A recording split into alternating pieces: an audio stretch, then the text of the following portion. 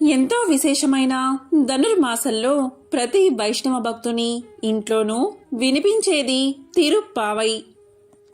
తిరుమల తిరుపతి దేవస్థానంలో కూడా ఈ 30 రోజులు సుప్రభాతానికి బదులు తిరుప్పావై గానం చేస్తారు. సాక్షాత్తు భూదేవి అవతారమే గోదాదేవి. విష్ణు చిత్తుని కుమార్తె అయిన గోదాదేవి 30 పాసురాలు రచించి పాడి విష్ణు కృపకు పాత్రురాలై శ్రీరంగనాథుల్లో ఐక్యమైంది. ఈ 30 పాసురాలను రోజుకొక పాసురం చొప్పున గానం చేస్తారు.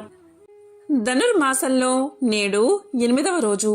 ఈ పాసురాల్లో 6వ పాసురం నుంచి 10 పాసురాల వరకు గోదాదేవి చెల్లుతో కలిసి పూలను సేకరిస్తూ పల్లె వాతావరణాన్ని వర్ణించే అంశాలు ఉంటాయి. ఒక్కొక్క రోజు ఒక్కొక్క వర్ణనతో గోపికలను నిద్ర లేపుతూ ఉంటాయి.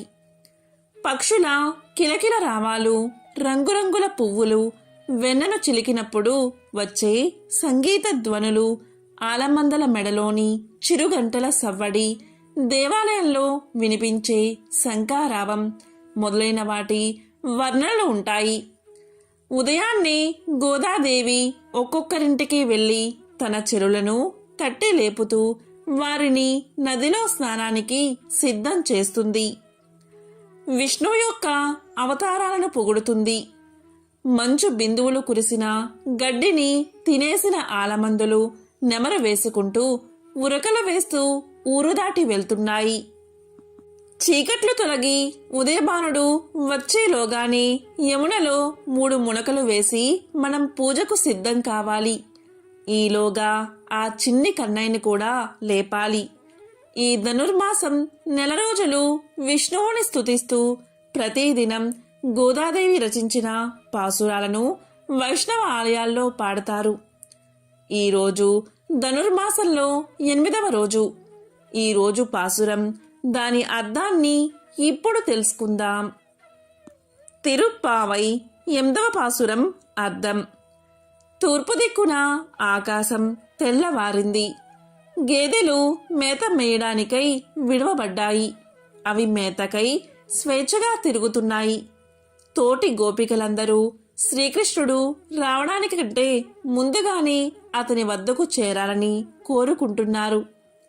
అందరం కలిసి ఇష్టంగా కృష్ణుడి వద్దకు వెళ్లడం కోసం బయలుదేరాము. వారందరినీ అక్కడ నిలిపి నీకోసం నేను వచ్చాను. నీకును కృష్ణుణ్ణి చేరుకోవాలని కుతూహలంగానే ఉంది కదా, మరింక ఆలస్యమెందుకు? లే. ఆశ్వాసుర రూపుడైన కేసిని, చానూర ముష్టికాదులను చీల్చి చెండాడిన శ్రీకృష్ణుని సన్నిధికి పోయి మన నోముకు కావలసిన పరై అనే సాధనమును పొందుదాము. కృష్ణుడి కంటే ముందుగానే మనం అతని వద్దకు వెళితే సంతోషంగా మన కోరిక నెరవేరుస్తాడు. రండి అంటూ మరో గోపికను గోదాదేవి నిద్ర లేపింది. కిందటి పాసురంలో భరద్వాజ పక్షులు చేసే కలకల ధ్వనిని విని అందులోని ధ్వనిని గ్రహించమంటుంది. ఈమె రచించిన తిరుప్పావై అంతా ధ్వని కావ్యమే. పైకి సాధారణ భాషగా కనబడిన అందులోని అంతరార్థం బహు విస్తృతమైనది. వేదోపనిషత్సారమైన ఈ గ్రంథ ఆంతర్యాన్ని ప్రతివారు ఎరిగి తీరవలసినదే అన్నదే ఆండాళ్ తల్లి చెప్పింది. ఈ 8వ పాసురంలో శ్రీకృష్ణ భగవానుడి అనుగ్రహ విశేషాన్ని సంపాదించిన ఒక పరిపూర్ణురాలైన గోపిక తెల్లవారిపోయినా ఇంకా లేవలేదని గమనించి ఆమెను లేచిన వారందరితో కలిసి గోదాదేవి మేల్కొలుపుతున్నది. ఇదే 8వ పాసురం యొక్క అర్థం. తూర్పు తెల్లవారే ఓ జవ్వని లేవవే, తీరుగ మహిషములు మేతకై తరలే. తూర్పు తెల్లవారే ఓ జవ్వని లేవవే, పరమార్థముని ఎంచి శ్రీకృష్ణునే చేరు తరుణుల నిలిపి ఇటు నీకే వచ్చితిమమ్మా. తూర్పు తెల్లవారే ఓ జవ్వని లేవవే. కేసి నోటిని చీల్చి ముల్లుర మదమనిచిన కేశవుడా సర్వేశ్వరుని చేరి అసల పరగొని కృష్ణుని స్తుతింప కేసుడవు తాను కాపాడే మనలా. తూర్పు తెల్లవారే ఓ జవ్వని లేవవే, తీరుగ మహిషములు మేతకై తరలే.